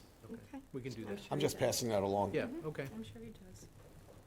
Because I was at Well, I that meeting. think, did you already speak to him? It says I he was at that expressed meeting. interest in Okay. it. It sounds like Megan already has, so, in his interest. If he in wants to have serving. dual agency with it, I'm okay with that. I just want to make sure that he can adequately represent it, because their interests aren't exactly aligned with each other.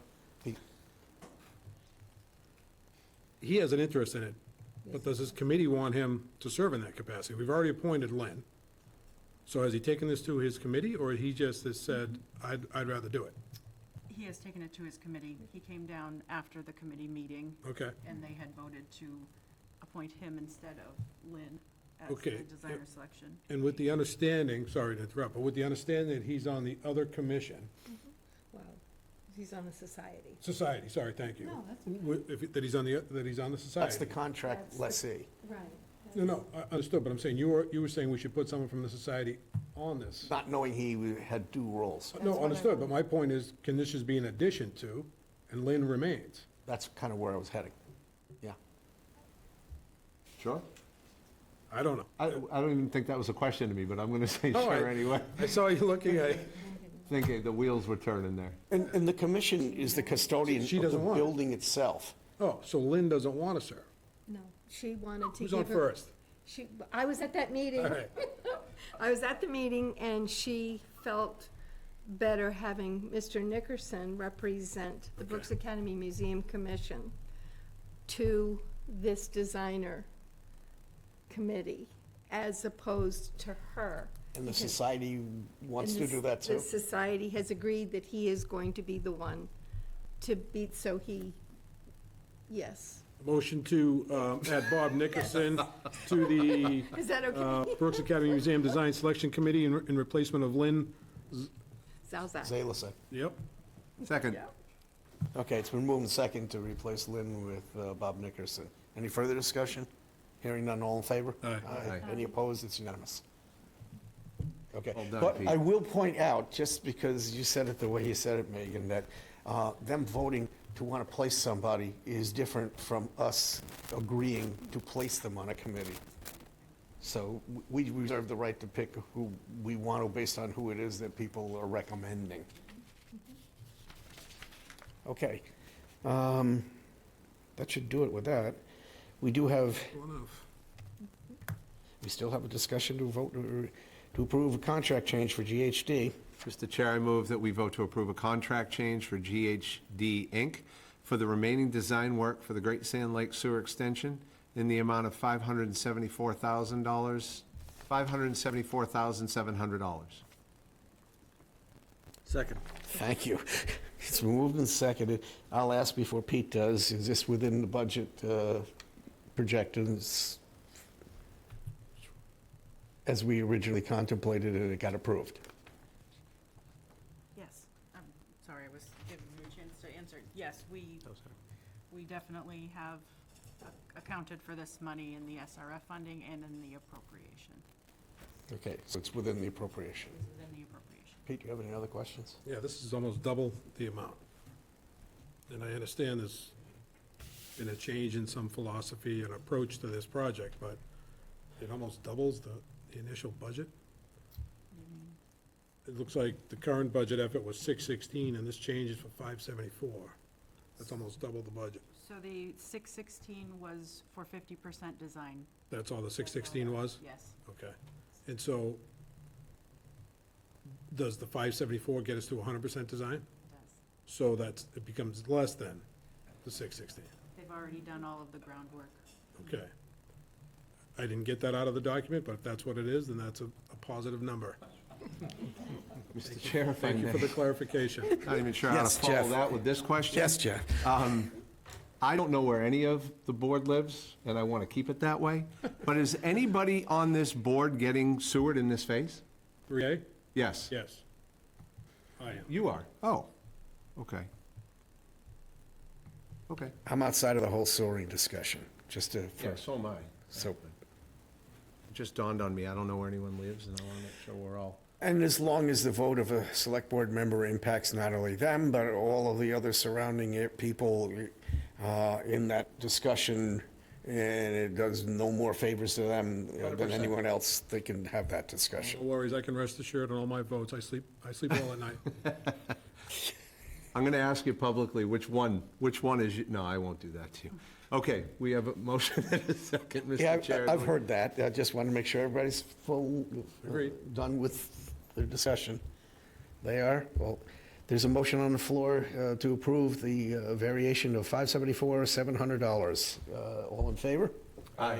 Any opposed? It's unanimous. Town administrators report. So as I mentioned earlier, before I start, though, I just wanted to publicly thank Megan for her time. It was an exciting first day, but she's been very gracious with her time and certainly has shouldered a lot over the last couple of months, and so that her efforts for me have helped make the transition smooth on my first day. So I did meet with the department heads this morning, as I talked to you about when we met a month or so ago.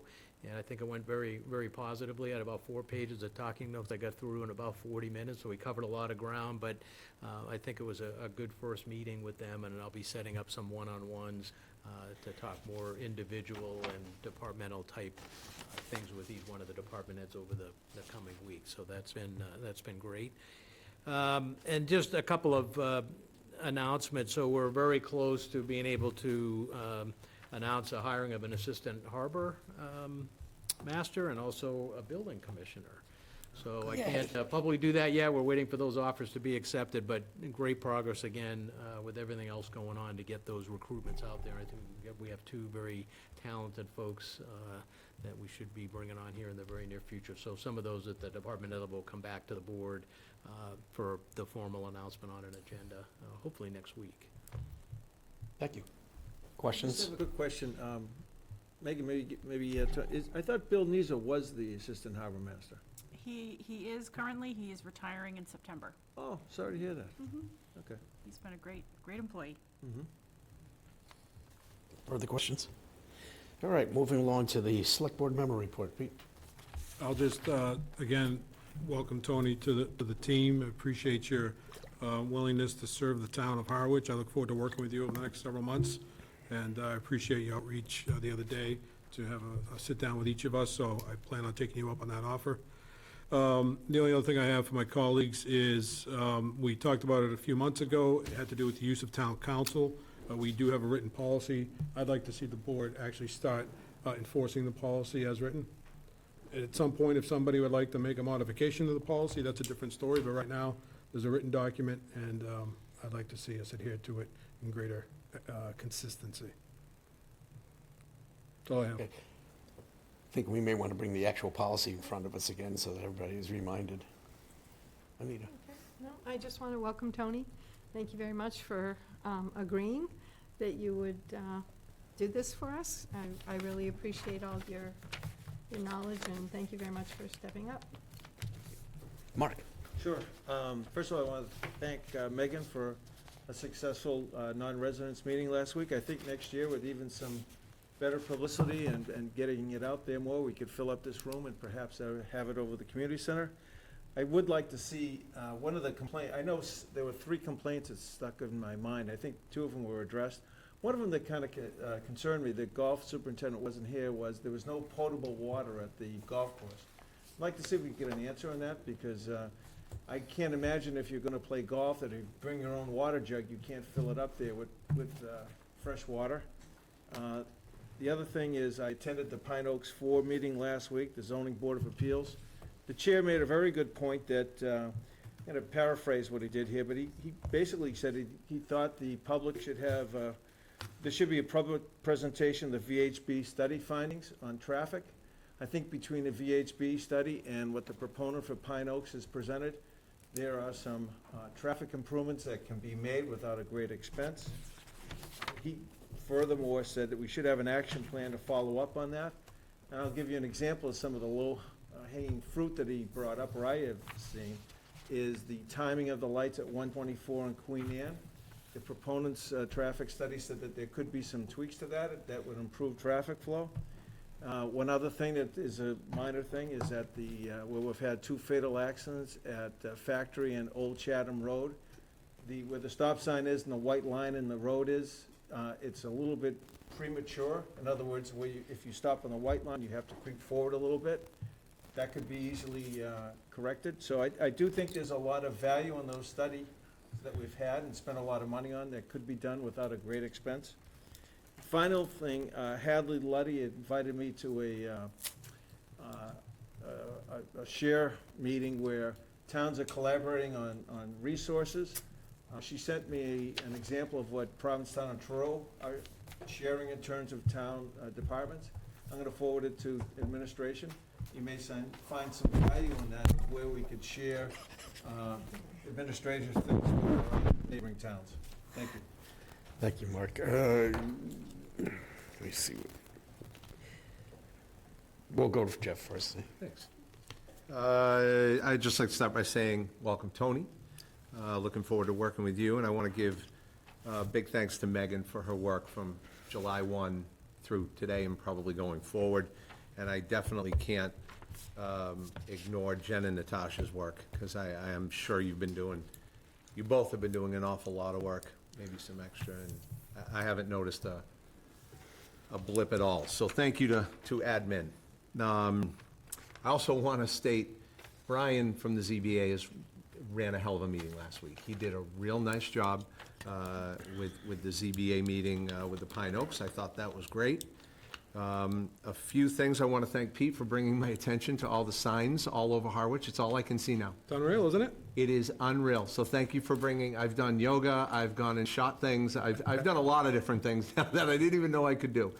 But to your point, I think that is definitely something we need to look into, because they are everywhere. Everywhere. And it does take the beauty out of our town. Certainly There's does. no question. And Dawn, you and I got an email regarding the Walder Road update. I'd like to get a better understanding of what's happening with that right now. I've had a couple of residents reach out as well. So maybe next week we can have an update on the Walder Road, where that stands. And that's all for me. Okay, I have three things. You now have your very own first edition local comprehensive plans in writing as a final submission. I asked to have everybody have one, because this is not going to be light reading on a Sunday afternoon. So you all have your own copies now. That would be what it's going to be tied into a eventual discussion. Is there anything in here about trees? That's where some of them went, yes. Number two, the comments that Mark made before, I don't want to let it go by. The non-resident taxpayers meeting was a really big success, Mark. You put a lot of work into that. You might want to talk about improving it next year, but the concern was that it wasn't going to get off the ground. You and Megan did a terrific job together in putting that together. And the fact is, it's much harder to start something than it is to continue it. So you guys did a terrific job. Which brings me to the final one, just so the public knows. Off of what transpired on Friday with this contract signing, I did put out an all-employee email that went out that recognized the arrival of Mr. Schiavi and gave recognition to all of the help that Megan has afforded to being able to make that transition. We've got a good team in place right now, and the employees were brought along with it. So no offense to Mr. Galvin, I didn't want them to have to read about it in the newspaper. So they were all informed on Friday of that, and we wish you both the greatest success. With that, if someone wants to Motion to adjourn. that's what I was looking for. Moved and seconded to adjourn. All in favor? Aye. Any opposed can stay.